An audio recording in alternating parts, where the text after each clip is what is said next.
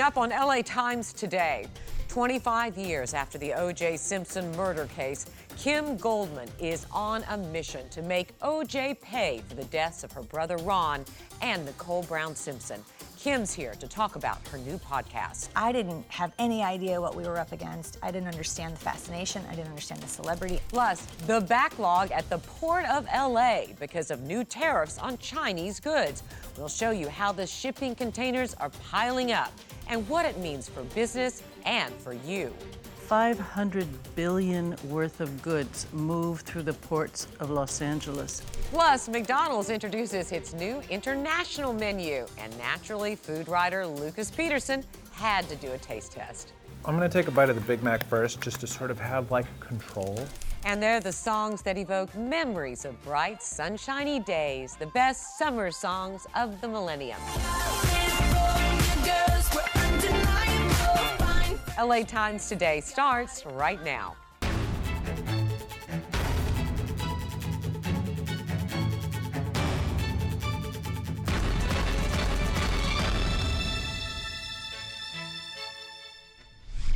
Welcome to LA Times Today. I'm Lisa McCree, and here are the stories making headlines in today's Essential California.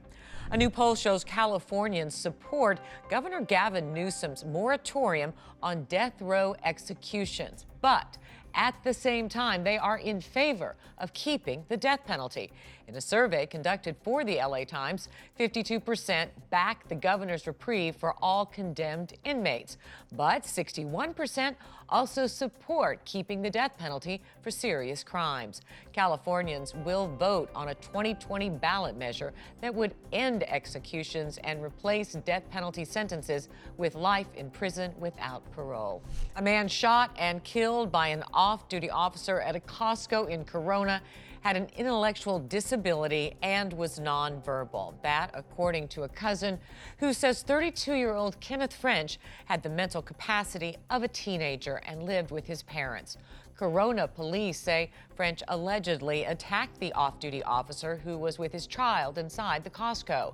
Police say the assault was unprovoked and led the officer to shoot, killing French and seriously wounding his parents.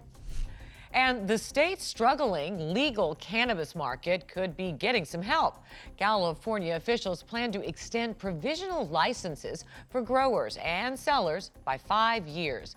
Cannabis firms say complicated rules and high taxes discourage growers and sellers from leaving the black market. Only 208 growers have proper licenses, while 1,500 are operating on provisional permits as they go through the cumbersome process. Environmentalists are opposed because cannabis farms will be allowed to violate laws protecting land and waterways. And that's today's Essential California. 25 years ago, the brutal murders of Nicole Brown Simpson and Ron Goldman led to the arrest of O.J. Simpson and what was called the trial of the century. O.J. was acquitted at his criminal trial, but ever since, Ron Goldman's sister, Kim Goldman, has made it her never-ending mission to seek justice for her brother. She's doing so now with her new podcast, Confronting O.J. Simpson. I love my son dearly. We're gonna miss him a lot. And we'll miss him. But confronting this part of my life is something I still need to do. I want to confront the fear, the grief, the anger, the loss, the shame. Kim joins us today as she digs deep into the vicious crime that changed her life, her family's life, forever. It's nice to see you, Kim. Thank you. Nice to see you. It was 25 years ago today that O.J. was supposed to turn himself in and instead went on that bizarre 75-mile slow-speed chase in his white Ford Bronco with his pal Al Cowlings in the driver's seat. Yep. Do you remember where you were, what you were thinking? I was sitting at my dad's house in Agoura, California.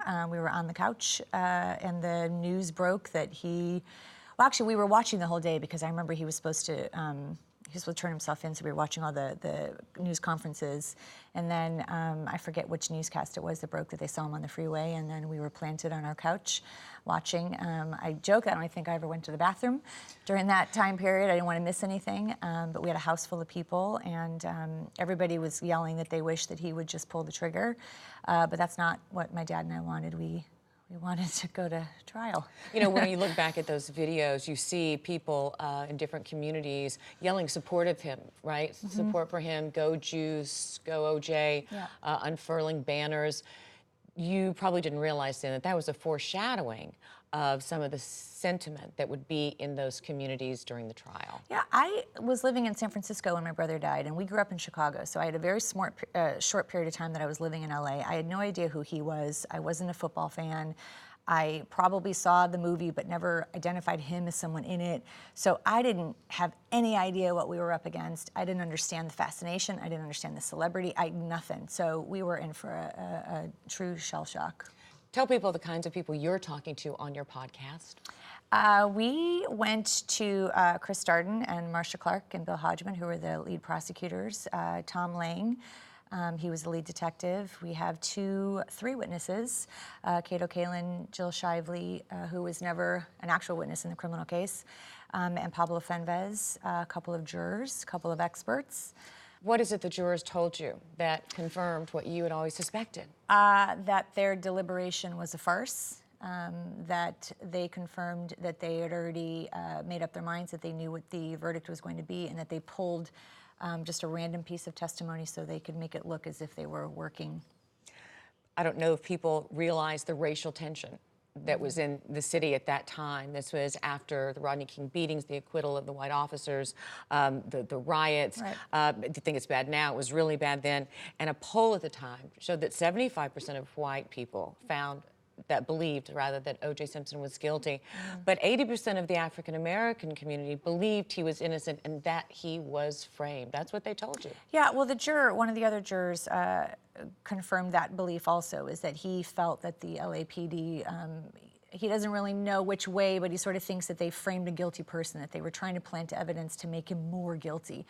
In the same breath as he was calling them bungling cops. And so I'm confused how you can be super smart to frame somebody, but then, stupid enough to screw it all up. So, but that's what he believed. He believed in the conspiracy, and they basically said that it was retribution for past wrongs. You really and truly took the question out of my mouth. It's, could both things be true? Could O.J. Simpson be guilty and the cops have mishandled, whether purposely or not purposely, evidence? Mishandling is different than planting of evidence, and this juror believes that it was planted. He absolutely subscribes to that theory. I don't. There's a majority of people that don't. There's no evidence to that.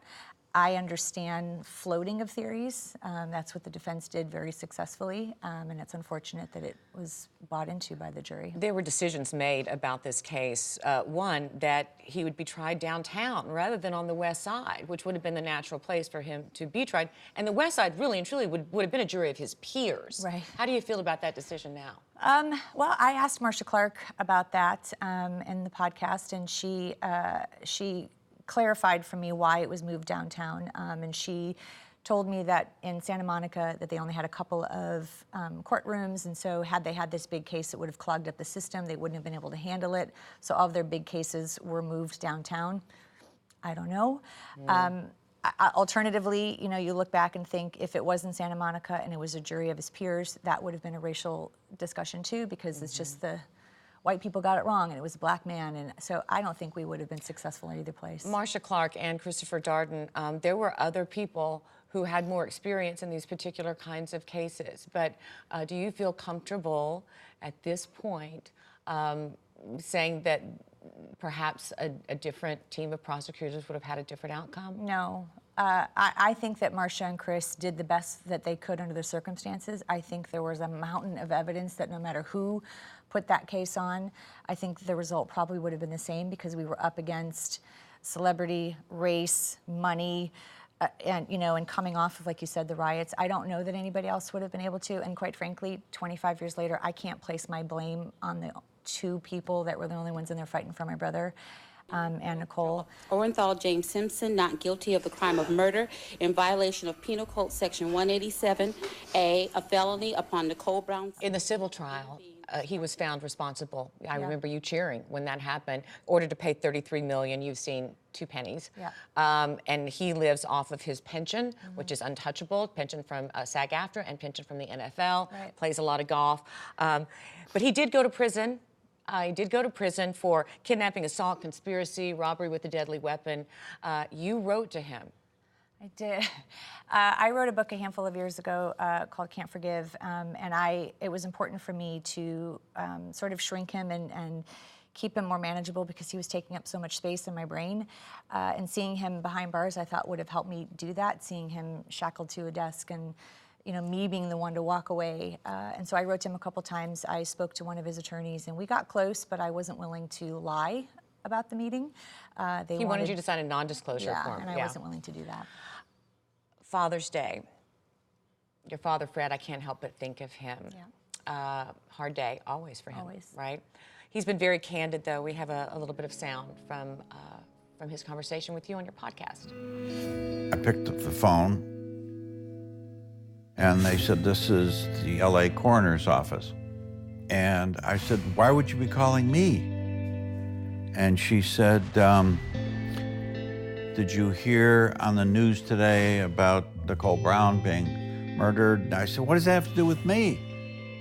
And she said, "Your son was the other victim." I walked over to the patio door and I looked out into the backyard, and I just found myself staring and screaming at the same time. Your podcast reminding us all of the story, the pain, the crime. It seems to have maybe affected O.J. Simpson. He started a Twitter account 3 days ago. Read all my thoughts and opinions on just about everything. Now, there's a lot of fake O.J. accounts out there, so this one, at the real OJ32, is the only official one. So this should be a lot of fun. I got a little getting even to do. It's par for the course. When we published If I Did It a handful of years ago, which was his hypothetical confession, that day he broke into the Vegas hotel room and committed all those crimes that you spoke about. I don't know that it's a coincidence that the day that my podcast got released and how outspoken that my dad and I have been and all the pressure that we've been putting on, that he suddenly has a Twitter account within 2 days of the observation of Ron and Nicole being killed. And the first thing he says is he's got something to get even about. I don't know. I was jarring. It's upsetting, but it is what it is. And if he's got something to say, I welcome him to come to my show and talk to me about it. Is he the one person that you haven't had on that you would like to have on? As I say it, I say I want to talk to him, but I don't know what the heck I want to say. What would the first question be? Lisa, it's a visual for me, to be honest with you. It becomes more about making sure he knows he didn't break me, making sure that he knows that he didn't take everything from me. He took one of the most important things from me, but I didn't fall apart. I'm not a mess of a human. I'm actually doing pretty good in my life. I'm living with grief and loss and trauma, and I think I'm doing okay. I think there's a part of me that wants to make sure that he knows that he didn't get the best parts of me. If a couple F-bombs got dropped, if a couple of unsavory things were said, I don't think I would be opposed to that, but I don't think that anything would impact him, and nothing that he would say to me would make a difference. I don't have questions, but that's here with just me and you. I don't know if given the opportunity and in the same room, I don't know what would happen. Kim, always hate seeing you under these circumstances, but I am glad to see you, and please give your father our best. I will. Thank you, Lisa. You can listen to Kim's podcast, Confronting O.J. Simpson, on Apple Podcasts and on Spotify. Coming up, the first battlegrounds of President Trump's trade war with China, the ports of LA and Long Beach. We'll show you how shipping is hitting the skids in Southern California. LA Times Today will continue right after this.